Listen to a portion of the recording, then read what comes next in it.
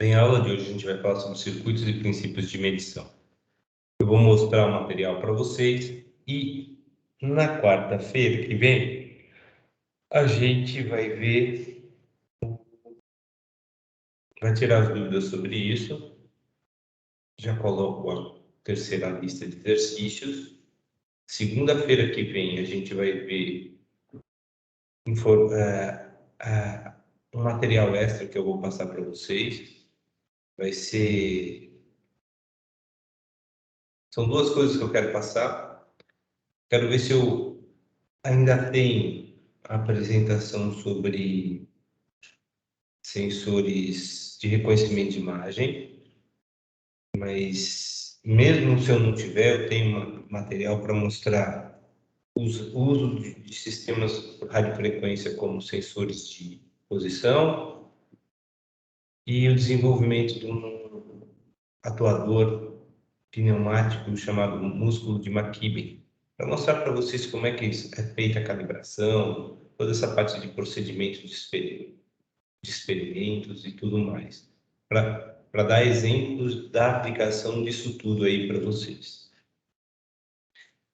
A gente já falou sobre os princípios de estatística, já falamos sobre análise de regressão, análise estática e dinâmica de sensores e instrumentos. E agora a gente vai entrar na terceira parte, que é a parte de circuitos elétricos e eletrônicos para medição de sinais. Então, aqui em arquivo a gente tem circuitos em sistema de medição. O Rodrigo já me fez perguntas sobre essa apresentação. Está todo mundo vendo, pessoal? Estão conseguindo enxergar? Tá sim. Bem, então, deixa eu colocar em modo apresentação. A gente tem aqui algumas informações.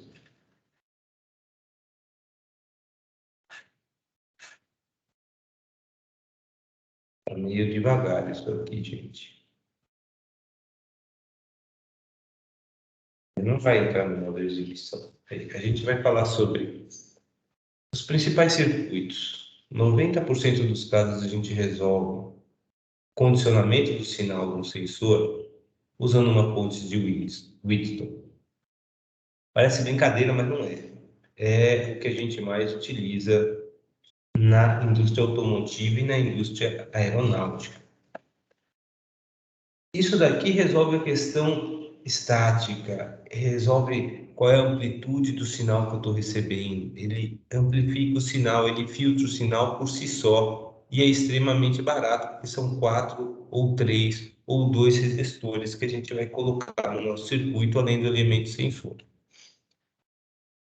Tem casos que a gente vai usar nenhum resistor, são 4 sensores colocados em pontes de Wheatstone, que é o caso dos string gauges ou extensômetros. A gente vai ter uma aula só sobre isso. Além da ponte de Wheatstone, tem os filtros. Os filtros são necessários principalmente quando o nosso sinal ele é dinâmico, então ele é uma função senoidal, ou a gente está lidando com uma entrada que é uma voltagem AC e não DC, uma voltagem alternada. Muitas das vezes precisamos de amplificadores quando as fontes de Whitson não são suficientes ou não são capazes de serem trabalhadas. A respeito dos filtros, antes de entrar nos amplificadores, vocês vão ver que os filtros mais simples, eles são filtros com um resistor e um capacitor. E a gente consegue, com essa estrutura de filtragem, trabalhar com sinais dinâmicos, colocando o sensor como um sensor capacitivo ou um sensor resistivo. E aí um dos elementos é o sensor, e ele faz com que varie a frequência de corte. E com a variação da frequência de corte, a gente consegue trabalhar de forma discreta ou dinâmica com o sinal de saída. Os amplificadores são amplamente utilizados, tem diversas formas de utilizar. Uma das formas de utilizar é criando o filtro. Filtro de segunda ordem que a gente vai trabalhar no módulo 3, ele basicamente faz uso de um amplificador, 2 capacitores, 4 resistores e ele consegue filtrar o sinal melhor do que um filtro passivo que só tem um capacitor e um resistor. Na indústria, a gente trabalha com laços de corrente em vez de laços de tensão. O que eu quero dizer? Em vez do sinal ser uma tensão de 0 a 10 volts, de 0 a 24 volts, a gente vai trabalhar com sinais que são mensurados pela corrente, de 4 a 20 miliamperes, 0 a 20 miliamperes, menos 20 a 20 miliamperes. E tem um motivo, porque a corrente não sofre tanta influência de ruído, por isso que se usam laços de corrente. E por fim, vou falar de aterramento. 60 a 80% dos casos de problemas em instalação industrial e também instalação em veículos, seja terrestres ou aéreos, se dá por problema de aterramento. Nos veículos, a gente resolve usando a estrutura do sistema como ground, como terra. Então, tendo um terra comum, seja a estrutura do veículo, se a gente pensar no carro, você vai ver que o negativo da bateria vai direto para a lataria. E assim a gente só passa um cabo, que é o cabo positivo. Todo o resto já está ligado na lataria e já está aterrado. Isso reduz muitos problemas de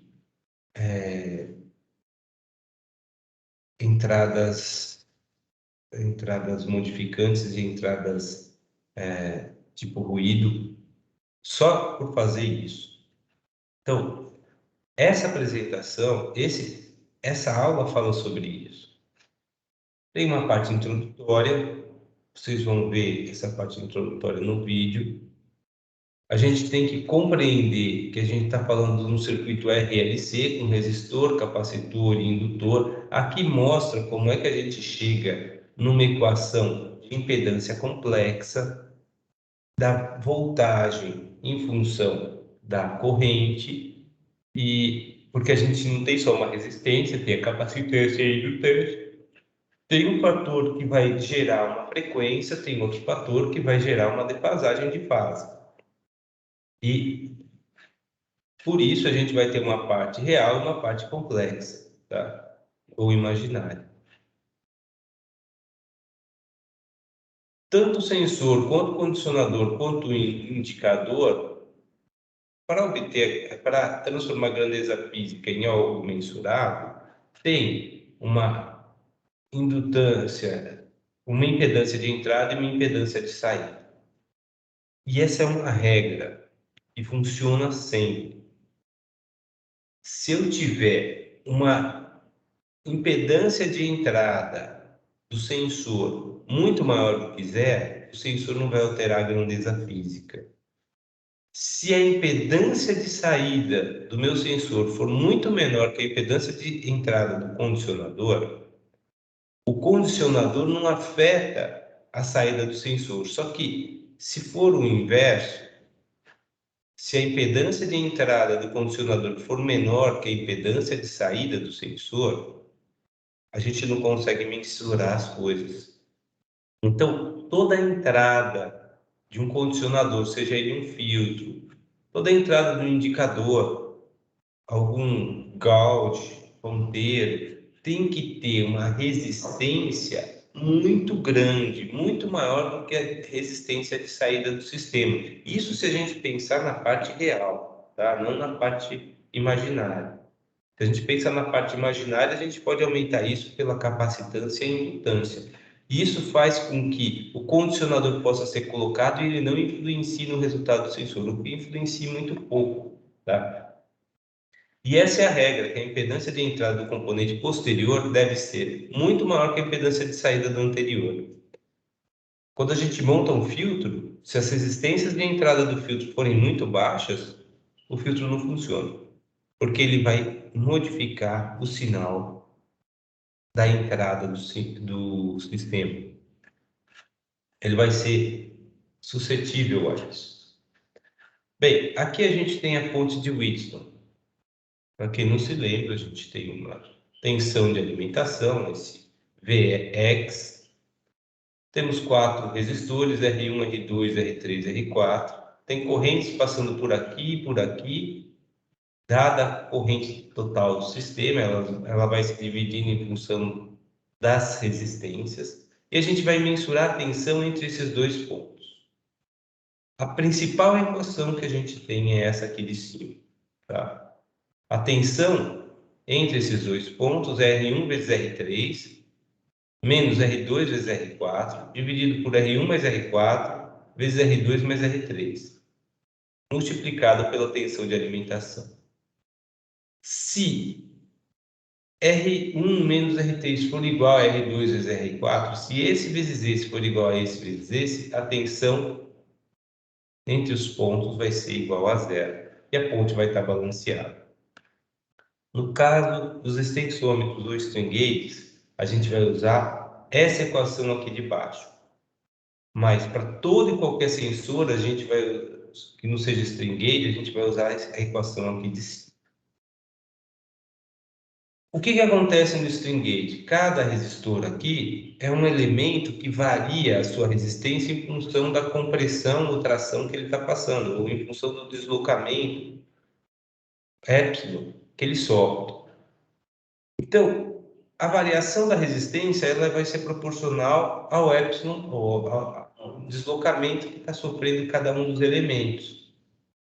Então, a variação de voltagem sobre a tensão de alimentação vai ser R1 vezes R4 sobre R1 mais R4 ao quadrado vezes a variação de R1 sobre R1 menos variação de R4 sobre R4 mais a mesma coisa para R2 e R3 aqui. E daí, usando os mesmos extensômetros nos 4 pontos, ou seja, se as resistências de cada elemento forem iguais, a variação da tensão sobre a voltagem de alimentação é 1 sobre 4 vezes a resistência, multiplicando a variação de R1 mais a variação de R3, menos a variação de R2, menos a variação de R4. No caso dos string gauges, se R1 e R3 tiverem tração, R2 e R4 tiverem compressão, compressão como é negativo e tração é positivo, negativo com negativo vai dar positivo, a gente vai somar 4 vezes o efeito deles e a gente vai amplificar o sinal se a gente só usasse um, tá? Então, e mais, medindo a variação da tensão e conhecendo a tensão de alimentação, a gente consegue calcular a variação das resistências. Mas voltando a falar sobre sensores, a principal equação é essa de cima, essa de baixo aqui, a gente vai usar em string gauges. Alguma pergunta aqui? Alguém quer me questionar algo? Tá tudo bem até aqui? Até agora de boa. Essa ponte que você falou, a gente via em RM, em Sim. mecânica dos sólidos. Aqui fala as características da ponte de Wheatstone, vocês vão poder assistir no vídeo que já foi colocado. Aqui mostra meia ponte, onde eu tenho dois elementos que variam em R3 e R4, e a ponte completa com 4 elementos, tá? Para vocês terem uma ideia, um regulador de tensão apresenta variações máximas na ordem de 2%, em função de flutuação da carga, e um desvio típico de 120 partes por milhão por grau Celsius. Um circuito integrado próprio para alimentação de pontes de Wheatstone, por sua vez, tem um erro que é 1/4 desse e mais de 1/3 de diferença de partes por milhão aqui, 35, mais ou menos 35 partes por milhão por grau Celsius de variações máximas para as mesmas grandezas. O fato de eu usar uma ponte de Wheatstone, eu reduzo o erro do meu sistema em 4.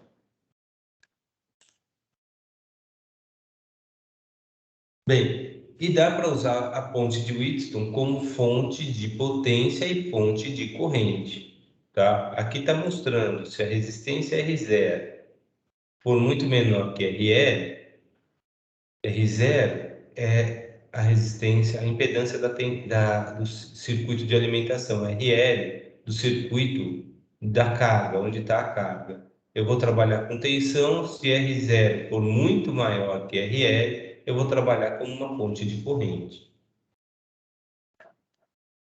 E a ponte de Wheatstone, ela pode ser regulada de diversas formas.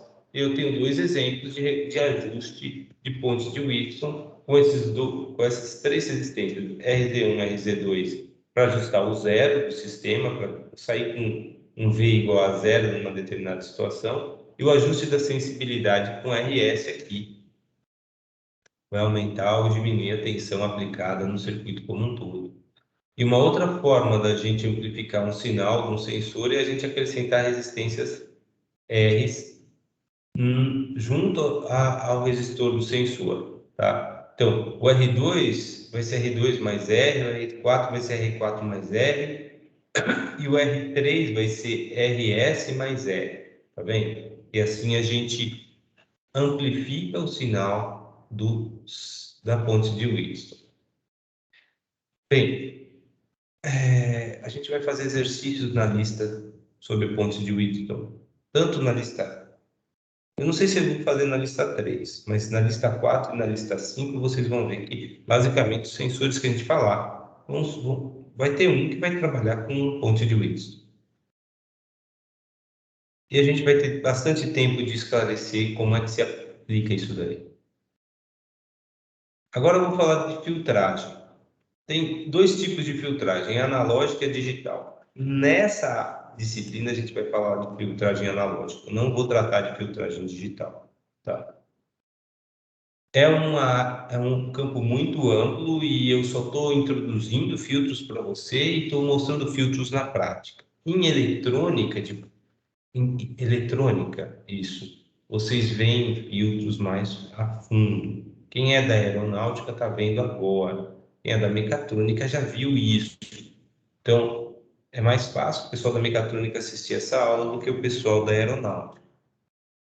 Eu já cansei de pedir para disciplina de eletrônica acontecer como pré-requisito de instrumentação para aeronáutica, mas o pessoal de lá, por algum motivo, não aceita isso. Peço que vocês também possam influenciar lá no curso de aeronáutica.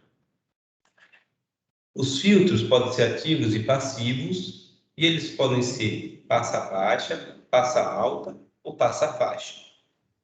Eu não vou explicar muito isso, porque a gente vai trabalhar principalmente com filtro passa baixa aqui. Por um simples motivo. Geralmente, os sensores que a gente trabalham com frequências baixas. Então, a gente só precisa trabalhar até uma determinada frequência. Acima dela, a gente não trabalha.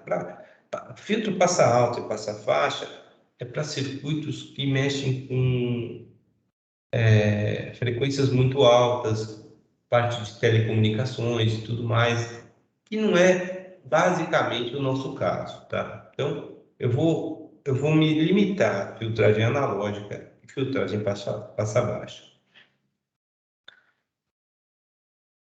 Então, tem uma banda de passagem, que é isso. Frequências frequências que a amplitude não vai ser alterada pelo filtro. Tem uma banda de transição, que é quando o filtro começa a atuar. É justamente em cima da frequência de corte. E tem uma zona de banda de rejeição, onde o sinal está realmente atenuado, está reduzido, devido à aplicação do filtro. Um filtro de primeira ordem está representado aqui. Esse é o passa baixa, esse é o passa alta. Notem, eu tenho uma tensão de alimentação, eu tenho um sinal de saída do sistema, tenho uma resistência e uma capacitância. Passando primeiro pela resistência e depois pela capacitância, a gente encontra uma frequência de corte que vai ser proporcional a esse E1 sobre RC, tá vendo? Que está aqui embaixo, e vai ter uma defasagem de fase, que vai ser proporcional à frequência, à resistência e à capacitância. Então, a saída do sistema, ela vai ser igual a 1 se essa frequência for baixa. Se essa frequência for zero, E0 vai ser igual a I1.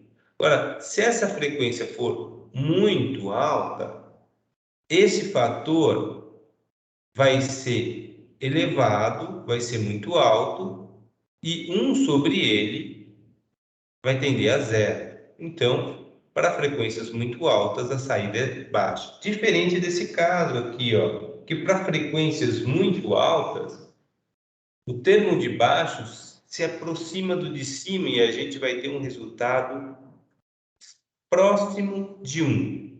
Agora, para frequências muito baixas, a gente vai ter um zero aqui, então E0 sobre I vai ser zero. Então, esse é o passa alta e esse é o passa baixa, tá? Quando a gente vai ver a resposta do sistema, isso aqui foi simulado no MATLAB, estou com uma frequência de corte na faixa de 100 Hz aqui. O sinal, ele tem E0 sobre I em decibéis igual a zero. Lembrando que decibéis, se eu não estou enganado, log na base 10 de E0 sobre I. Se E0 sobre I igual a 1, log na base 10 de E0 sobre I é menos 20 log de... Não, eu acho que é isso. Se log na base 10 é 0 sobre I. Se é 0 sobre I igual a 1, log de 1 na base 10 é 0. Por isso a saída aqui está em 0 dB. À medida que E0 fica menor que EI, a tensão de saída fica menor que I, o sistema vai decaindo. Esta, até aqui, mais ou menos, é a zona passante. Aqui é a zona de transição. A partir daqui é a zona de rejeição. A gente tem, para um filtro passa-baixa de primeira ordem, uma rejeição de 20 decibéis a cada década. Então, eu caio 20 decibéis a cada década no meu sistema.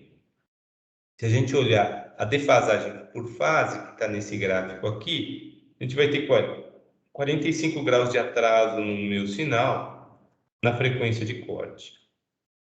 A mesma coisa acontece no filtro passa alta. A gente tem uma atenuação do sinal até chegar na zona de transição e acima da zona de transição, depois da zona de transição, a gente tem o sinal normal. E aqui a gente tem um adiantamento do sinal. O sinal fica adiantado em 90 graus, na frequência de corte chega a 45 e depois chega a zero, tá? Como é que eu encontro a frequência de corte? Tem uma queda de 3 decibéis na amplitude da banda passante, tá? A taxa de atenuação são 20 decibéis por década, tá? E a frequência de corte é 1 sobre RC em circuitos de primeira ordem, tá? O Rodrigo teve uma dúvida nesse sistema aqui. Isso daqui é um software que a Texas Instruments distribui para que a gente possa simular circuitos elétricos. Aqui eu coloquei basicamente um circuito, um filtro de primeira ordem, uma resistência de 100 kΩ e uma capacitância de 16 nanofarad. Se eu pegar 1 sobre RC, está escrito aqui, são 625 radianos por segundo, transformando isso para Hz, ou seja, dividindo isso por 2π, a gente chega a praticamente 100 Hz. Então, tem uma frequência de corte de 100 Hz nesse sistema. Dá para ver aqui 100 Hz e aqui a zona de transição. Antes eu tenho uma atenção E0 sobre I constante e depois a gente tem atenuação de 20 decibéis por década. A cada 10 vezes que eu multiplico a frequência. Aqui está 1000, aqui está 10.000 e a gente tem uma queda de 20 decibéis. Eu tenho uma fonte aqui que varia a tensão de varia a frequência de um sinal de 1 volt pico a pico de 0 a 10 kHz. E esse sistema XBP1, ele avalia como é que vai estar o sinal de entrada em função do sinal de saída faz o cálculo para mostrar a tensão de entrada sobre a tensão de saída aqui. Então, isso daqui já é a tensão de entrada sobre a tensão de saída. A entrada é a tensão dessa ponte, a saída é esse ponto aqui. E a gente vê claramente que isso funciona como um filtro passa-baixa, até 10 kHz. Porque essa fonte trabalha com até 10 kHz. Essa fonte está emulando o sensor. Tá? E aqui está mostrando que se o sensor mandar um sinal acima de 100 Hz, esse sinal vai estar nessa região aqui. É isso que ele está falando. Professor, a gente já sabe qual vai ser a tensão, qual vai ser a frequência que o sensor vai mandar? Muitas vezes a gente só tem um sinal. A gente vai tratar um sinal. Então a gente não sabe que frequência a gente tem lá. Por isso o uso do filtro. Porque o nosso sistema de captura de sinal, ele vai ter uma limitação de frequência.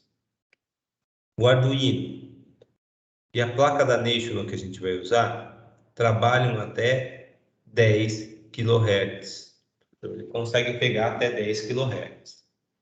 Isso significa que a frequência máxima que eu consigo perceber com ambos os sistemas de captura de sinal é a metade disso, são 5 kHz.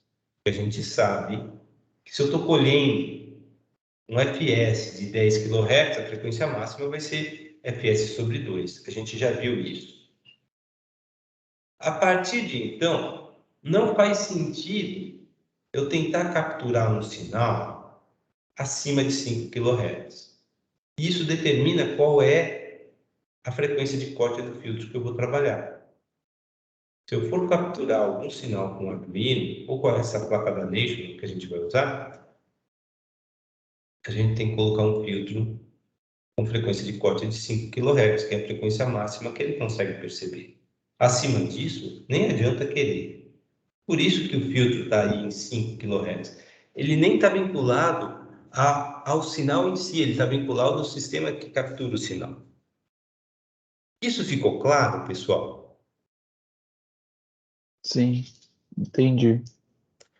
Eu vou fazer uma pergunta. Se eu utilizar um BeagleBone Black que trabalha até 100 kHz de captura de sinal, qual tem que ser o filtro? Qual deve ser a frequência de corte do filtro que eu vou usar? 50 kHz. 50 kHz.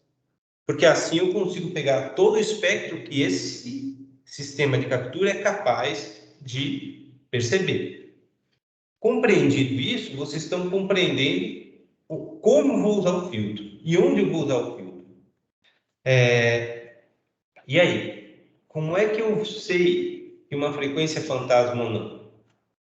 Eu olho o sinal antes do filtro, vejo qual é, faço a transformada de Fourier desse sinal de entrada, faço a transformada de Fourier desse sinal, vejo a amplitude e a frequência. E aí a frequência vai estar dentro de 0 até a frequência máxima. Vai estar lá. Eu não sei se essa frequência é uma frequência fantasma. Depois eu faço a mesma coisa para o sinal de saída. E vejo se o sinal diminuiu ou não. Se o sinal diminuiu, isso falando de um filtro passa baixa, não um filtro passa alta. Se o sinal diminuiu, gente, significa que ele está sendo atenuado pelo filtro. Ou seja, ele está acima, a frequência real está acima da frequência máxima. E aí eu sei que aquela é uma frequência fantasma. E aí, como é que a gente faz? Se eu vejo que tem lá um sinal de 2 kHz, estou colhendo com o Arduino. Antes do filtro tem uma amplitude de 1 volt pico a pico. Depois do filtro tem uma amplitude de 0,3. Teve uma redução significativa. A única coisa que eu posso fazer é procurar um outro sistema de coleta de dados, uma frequência de captura maior e um filtro passa-baixa de maior valor. Como eu falei, o BeagleBone Black vai trabalhar até 50 kHz. E vamos ver se esse sinal vai ser atenuado ou não. com esse filtro de 50 kHz. Se não for, significa que eu consigo capturar com BeagleBone. Se for, eu tenho que buscar um outro sistema que trabalhe com frequências mais altas. Vocês entenderam, pessoal? Sim, sim. Beleza. Vocês entenderam esse slide aqui? Porque o Rodrigo não entendeu esse slide. Eu estou filmando, ele não está assistindo a aula, mas ele deve assistir essa apresentação depois. Se vocês entenderem, fica mais claro eu imaginar que ele vai entender. Bem, esse é um filtro de primeira ordem. Esse aqui. O filtro de segunda ordem, o filtro que a gente vai trabalhar é esse. É o segunda ordem Butterworth. A gente tem uma frequência de corte que é 1 sobre raiz de R1, R2, C1 e C2. R1 e R2 estão aqui, C1 e C2 estão aqui. A gente tem RA e RB aqui no fundo e o amplificador operacional aqui. Aqui está a entrada, aqui está a saída. RA e RB vão condicionar a minha saída. Eu posso ter um ganho. Vai ser RA mais RB sobre RA. Se RB for muito menor que RA, o ganho está próximo de 1. Se RB for muito maior que RA, o ganho vai ser maior do que 1. Então, o ganho ou é 1 se RB for 0, ou tende a infinito se RA for 0. Tá? E a saída é 0 sobre E1 vai seguir essa fórmula. No caso do filtro de segunda ordem, esse filtro é um filtro ativo, porque tem a tensão de alimentação do amplificador operacional. A gente tem uma taxa de redução de atenuação de sinal de 40 decibéis por década. É o dobro da anterior. E a gente vai ver que, ao invés de a gente ter uma defasagem de 45 graus na tensão na frequência de corte, a gente tem uma defasagem de 90 e um atraso total de 180. E aqui eu tenho o mesmo sistema, com a entrada, essa fonte trabalhando 1 volt pico a pico de 0 a 10 kHz, está aqui todo o filtro de segunda ordem e a saída sendo colocada. E a gente olhando a entrada e a saída. RA e RB, tá vendo? R4 e R3, RA embaixo, RB em cima. Se a gente olhar aqui, eles estão próximos, 16 mais 19, a gente vai ter um ganho aqui. O ganho do sistema é de 1,6, tá vendo? Então, aqui tem um outro ponto.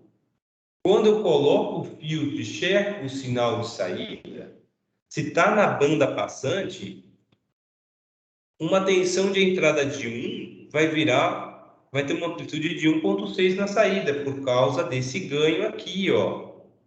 Desculpa, K 1,6.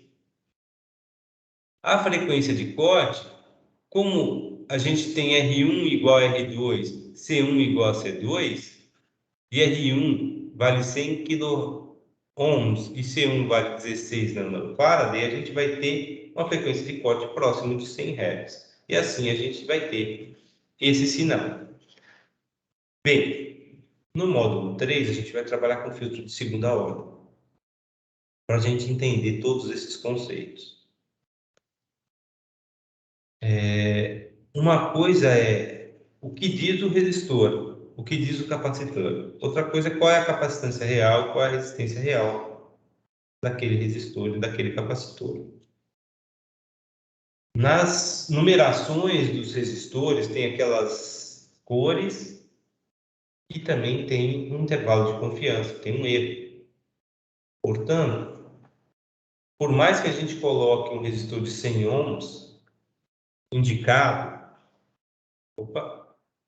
indicado nele, a gente vai acabar tendo resistores que vão ter variações na realidade.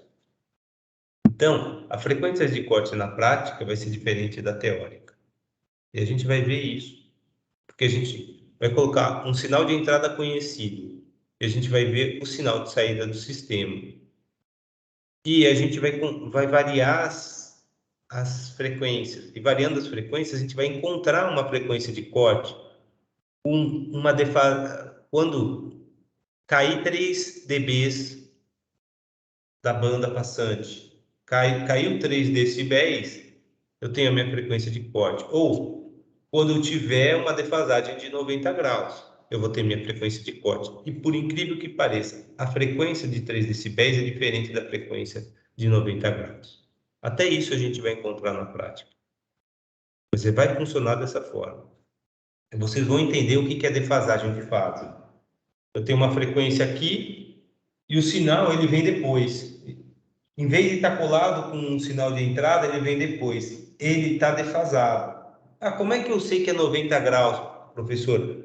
Porque eu começo com uma subida, o ápice é 90, quando ele chega no zero é 180, quando ele chega no mínimo é 270, quando ele volta para o zero é 0 grau, ou 2π. E assim a gente sabe quanto ele defasou. E isso a gente vai compreender vendo na prática. Porque quando a gente fala de defasagem de fase, a gente não entende o que é. Tá claro o que eu estou falando, pessoal? Ficou sim. Bem, eu mostrei uma aplicação de amplificador operacional. Tem inúmeras. E eu não vou dar aula de amplificador operacional. Tem matéria que só trata sobre isso. Eu vou falar os principais que a gente vai utilizar. Bem, no vídeo gravado, eu explico melhor como é que é o amplificador operacional por dentro, tá? Que tem uma saturação que vai ser em função da tensão de alimentação. Mostro aqui quais são os tipos de amplificadores operacionais e apresento os principais circuitos. Esse é o circuito inversor simples. Tem 3 resistências, ou pode ter até 3 resistências. Por que eu estou falando isso? Porque R2 pode ser 0. Se R2 pode ser 0, você vai ver que o IA, a tensão IA vai ser EA sobre RA. É aqui que ele está influenciando. E se você olhar aqui, E0 sobre EI, a tensão de saída sobre a tensão de entrada é RF sobre R1. Não tem R2 aqui. R2 só aparece nesse ponto aqui. E se eu colocar um R2 igual a 0, eu vou ter RF sobre R1 vezes 1 sobre 1 mais 1 sobre o ganho, G, ganho do amplificador operacional, multiplicando 1 mais RF sobre R1 mais RF sobre RA. RA é a resistência interna do amplificador operacional, que geralmente é muito grande, então esse fator tende a 0. Por isso R2 pode ser 0. Muitas vezes a gente vai ver esse circuito sem R2. Tá claro, gente? E aí, para RA muito grande, R1 e R2, 10 kΩ e RF de 100 kΩ, a gente vai ter que a tensão de saída sobre a tensão de entrada vai ser o ganho do circuito, que vai ser aproximadamente menos RF sobre R1. Aqui eu tenho, mostro como ele está funcionando, o circuito inversor simples, e eu tenho o circuito não inversor, onde EI entra aqui, onde estava o R2. E aí a gente tem um ganho que é 1 mais RF sobre RI. Isso. Tem um circuito de amplificador diferencial, tenho 2 entradas, EI1 e EI2. E a saída vai ser RF sobre RI, EI2 menos EI1. Então, eu subtraio uma tensão da outra. Isso é interessante de se utilizar. Principalmente na prática, quando a gente tem 2 sinais e a gente quer saber a diferença entre eles. Em vez de eu capturar o primeiro, depois capturar o segundo, para fazer logicamente isso, com um circuito como esse, eu já tenho a tensão diferencial, um menos o outro. A gente faz muito isso com sensores de pressão diferencial. Eu pego o sinal de uma pressão, o sinal de outra pressão, e eu vou ter como resultado um menos o outro aqui. Isso analogicamente. Então, esse sinal é analógico. Ele ainda não foi discretizado, ele não vai ter o erro de quantização. Por isso que colocar um circuito como esse às vezes é interessante. E para instrumentação, a gente faz uso desses amplificadores de instrumentação, tá? Não vou entrar em detalhes quanto a isso. Vocês vão ver isso aí na apresentação. Laços de corrente. Alguma pergunta sobre amplificador operacional, pessoal? Tudo bem até aqui? De boa. Laços de corrente, como eu falei para vocês, é um padrão da indústria para reduzir ruído do sinal, tá? E aí a gente vai transmitir um sinal de 4 a 20 mA, 0 a 20 mA, menos 20 a 20 mA.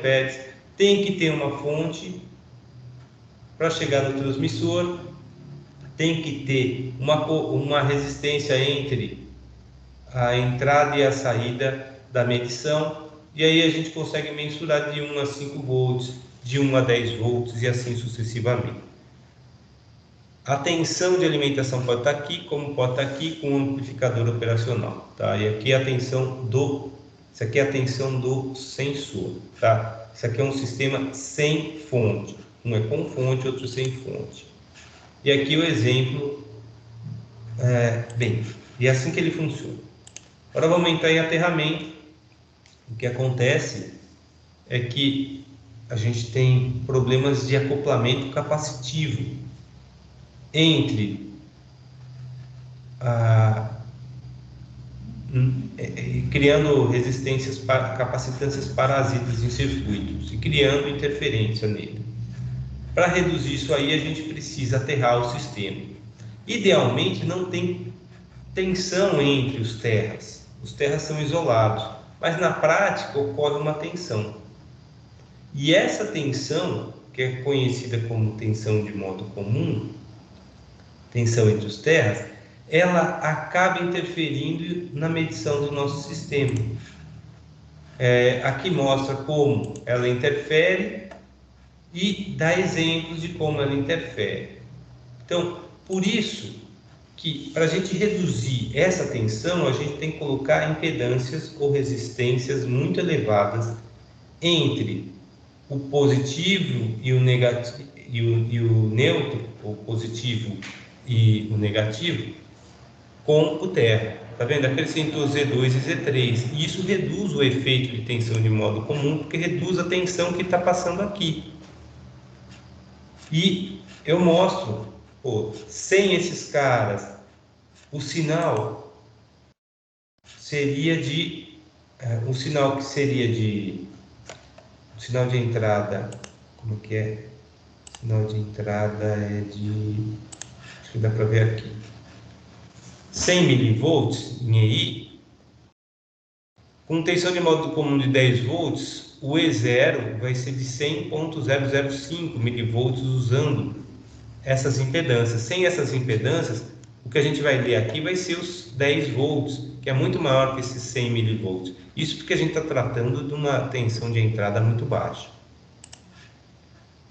E outra forma da gente aumentar é acrescentar uma guarda, além do positivo e o negativo, colocar uma guarda ou um neutro e colocar impedâncias entre elas. Isso atenua o sinal e reduz a parte capacitiva e também filtra sinais até 60 Hz.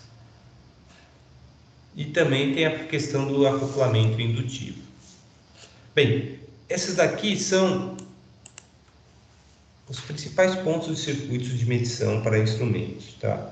Mas fique claro que não se resume a só isso.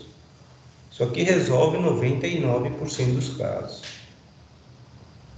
Mas a gente precisa entender muito de eletrônica para conseguir tratar todos esses assuntos aí. Eu peço para vocês assistirem esse vídeo aqui, que está no YouTube, e coloquem suas perguntas como o Rodrigo Marques colocou, tá? Eu respondi a ele, depois ele me fez uma pergunta, como se o sinal de entrada pino e in se somasse ao da fonte para então ser filtrado antes de ir para a saída?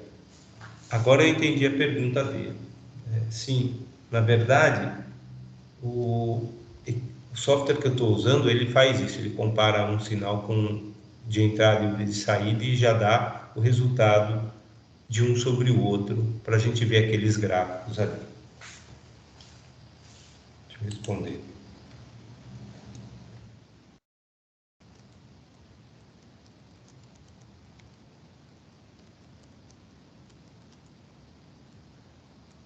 Tá.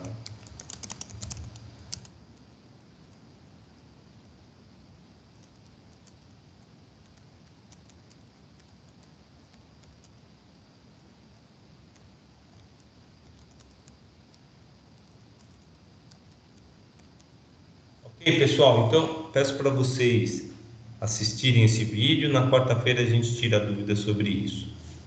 Só deixando claro aqui para vocês, no plano de ensino, a gente está no dia 16 de agosto.